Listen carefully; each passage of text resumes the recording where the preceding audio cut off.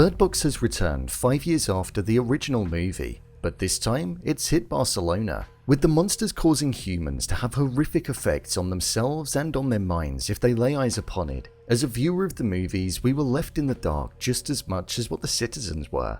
The monster's identity and origin is a real mystery that's never really been expanded upon. So hold up, keep your blindfolds on, as we're going to be looking at this thing a lot. Here is the Bird Box Barcelona Monster explained.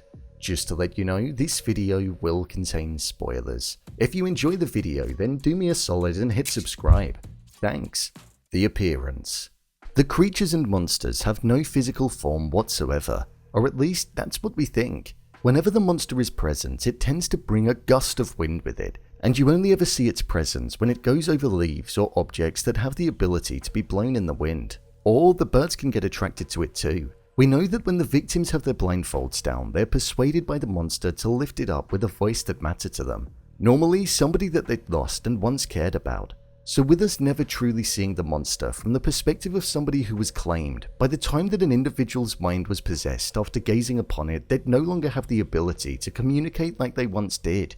So they wouldn't be able to explain the monster's true form. So there's nothing to say that it couldn't look like the voice that they heard in order to assist in the act of ending things, as it adds to that element of trust to the victim, the thing that the monster tries to convey when it utilizes the voice.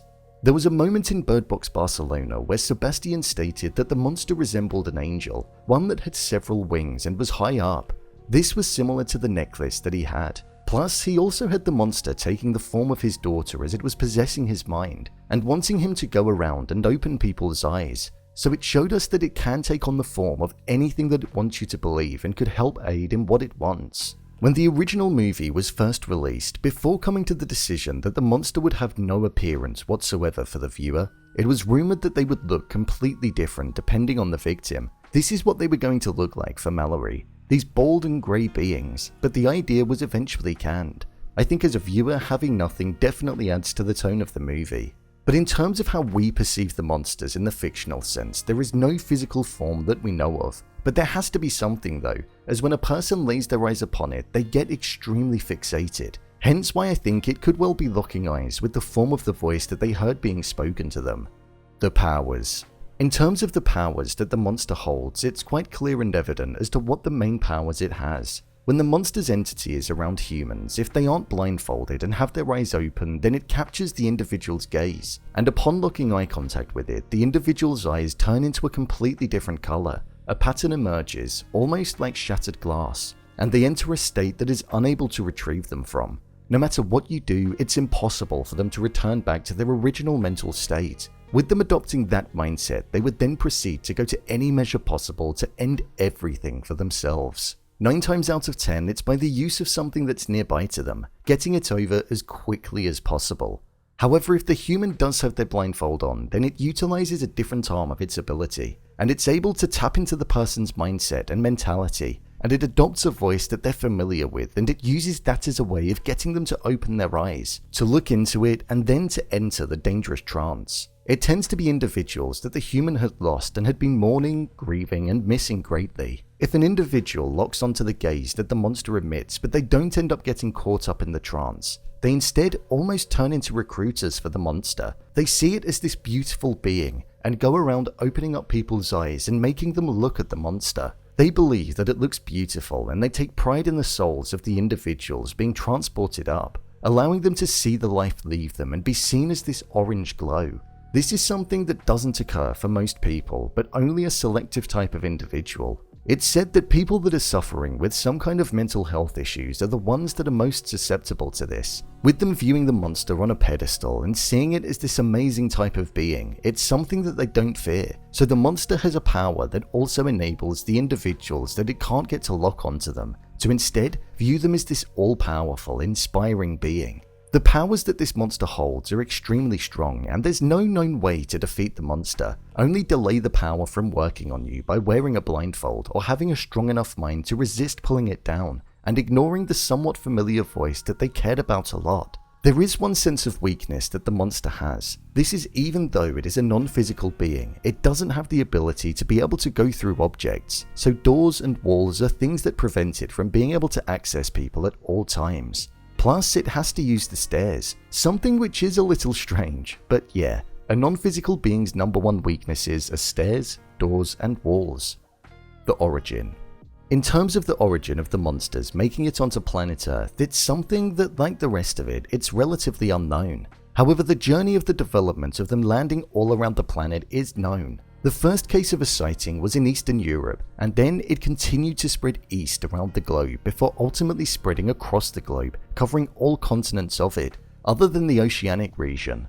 This could be because it's extremely out of reach for the monsters to get to. With the whole world being dominated and taken over by the monsters, it shows that there was a whole population that came to the planet and were able to tackle all parts of the globe at one singular time. So they came in full force, causing the planet to fall to its knees. Whilst the history of the beings are never explicitly confirmed and how they came to be, it seems as though they do have some kind of ship that is up in the sky and maybe just resting above the atmosphere. As whenever an individual is claimed by the gaze, then the life that they had within them transports up into the sky, which one would most likely assume is their mothership and the place where they came from. It does make me wonder, what do they do with that beam of life afterwards? It's said that these monsters could be an alien species that have stumbled across the planet in order to take over the mind of every person on it. Or it's also said that they could have accidentally stumbled across the planet, and these are the effects of their presence. But judging by the fact that they seek out individuals and want them to remove their blindfolds, it does make me think that they came here with intentions. And the fact that they essentially have no weaknesses and no way of being able to get rid of them, they'll most likely not be leaving anytime soon. The fact that these creatures and monsters have a lot of ambiguity and uncertainty around them most certainly adds to the creepy and haunting nature of them. Being purely psychological and holding the ability to access an individual's mind and possess it is something that not many monsters in the horror genre can do, so it's a refreshing type of change. I do hope we never get to see them though.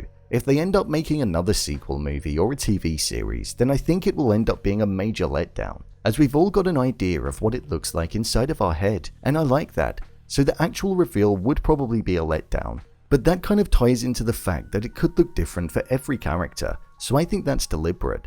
I've been thinking recently about the monster in this show. Obviously, the world that's been created is awful, but if you had to choose one that you had to fight to survive in, would you rather be trapped in the Bird Box world with the monster where you had to navigate with a blindfold, the A Quiet Place world where that monster was present where you could never make a sound? Or would you rather be in the Last of Us world, where a cordyceps outbreak occurred and they were infected that could get you at any moment? I was debating it with some people that I know, and I chose the Bird Box world, as at least inside you can make noise, and you can also keep the windows and doors shut. Even in The Last of Us, you can find a remote location like Frank and Bill, but I'd be intrigued to know if anyone else can back up their choice if it's different.